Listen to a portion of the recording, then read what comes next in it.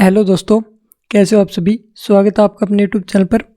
तो जैसा कि आपको पता होगा कि हम नया एक सीरीज़ में पॉलिटी का रिवीजन कर रहे हैं। तो आज उसकी क्लास नंबर 50 है, जिसमें हम प्रशासनिक संबंध जो कि राज्य और केंद्र संबंध से रिलेटेड है उसके बारे में रिवीजन करेंगे।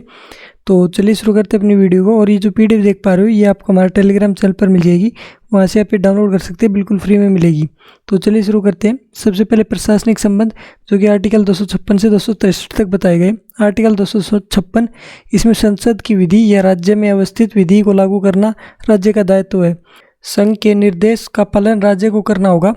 यदि नहीं करता है तो आर्टिकल 365, जिसमें संवैधानिक तंत्र की विफलता बताई गई है, उसको कारण बताकर आर्टिकल 356 लगाया जाता है। अखिल भारतीय सेवा ये आर्टिकल 312 में बताई गई है। इसमें भर्ती, प्रशिक्षण, नियंत्रण ये संघ सरकार करती है और अधिकारी दोनों जो कि केंद्र और राज्य के लिए कार्य करते हैं। आर्टिकल 258, इसमें राष्ट्रपति राज्य की सहमति से संघ का कार्य एक राज्य को सौंप सकता है। और आर्टिकल 258 भाग ए में बताया गया है कि राज्यपाल संघ की सहमति से राज्य का कार्य संघ को सौंप सकते हैं। आर्टिकल 262, अंतर्राज्यीय जल विवादों पर निर्णय। तो ये संसद विधि बनाकर जल का बंटवारा, उपयोग, नियंत्रण एवं विवादों पर निर्णय दे सकती है। नदी जल बोर्ड अधिनियम ये 1956 में आया था। अंतर्राज्यीय जल विवाद अधिनियम ये 1956 में आया था। आर्टिकल 263, अंतर्राज्यीय परिषद, इसका गठन हुआ था 1990 में और इस सरकारी आयोग की सिफारिश पर इसका गठन किया गया था।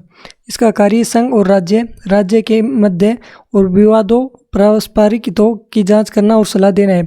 और जो ये सलाह होती है बाध्यकारी नहीं होती। इसका गठन राष्ट्रपति द्वारा होता है। अध्यक्ष इसके प्रधानमंत्री होते हैं और इसमें जो सदस्य होते हैं वो 6 कैबिनेट मंत्री होते हैं और सभी राज्यों के सीएम होते हैं, यूटी के सीएम या फिर प्रशासक होते हैं। प्रशासनिक सुधार आयोग, इसमें लोक प्रशासन को और अधिकार कारगर बनाने के लिए इसका गठन किया गया है। इसमें जो पहला एआरसी बना था वो 5 जून 1966 को बना था, जिसके अध्यक्ष थे मोरारजी देसाई। अंतर्राज्यीय परिषद की स्थापना होनी चाहिए। इसमें ये रिपोर्ट में कहा गया था लोकपाल और लोकायुक्त की नियुक्ति होनी चाहिए।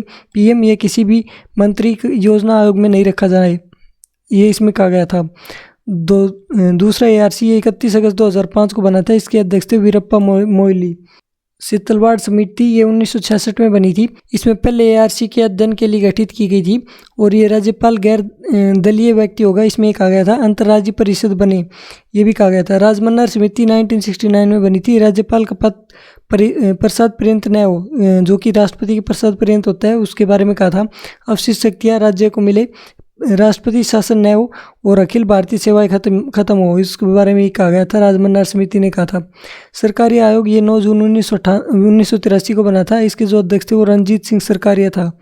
इसकी जो रिपोर्ट थी ये 1988 में दी गई थी। और केंद्र शक्तिशाली होना चाहिए, नई अखिल भारतीय सेवा जोड़ी जाए, राज्यपाल गैर राजनीतिक व्यक्ति हो और राज्यपाल को उठाने के लिए उचित कारण होने चाहिए।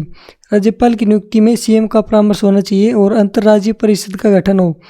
पुंछी आयोग, इसका गठन 2007 में हुआ था। रिपोर्ट 2010 में दी थी और इसके जो अध्यक्ष थे वो मदन मोहन पुंछी थे। इसमें कहा गया था कि जो राज्यपाल है वो निकट में राजनीति से दूर हो और राज्य से बाहर का व्यक्ति हो, क्षेत्रीय राजनीति से दूर हो। कार्यकाल इसमें 5 वर्ष का बताया था और ये पश्चात पर्यंत न हो और महाभियोग प्रक्रिया इसमें होनी चाहिए, ये इसमें कहा गया था। राज्यपाल की नियुक्ति में एक समिति से सुझाव लेना होगा, जिसमें कि प्रधानमंत्री होंगे, home minister, CM, vice president और स्पीकर होंगे। समवर्ती सूची पर कानून बनाते समय राज्यों से परामर्श हो और अखिल भारतीय सेवा और मजबूत हो। अंतर्राज्यीय परिषद का विस्तार हो, ये सब इस रिपोर्ट में कहा गया था।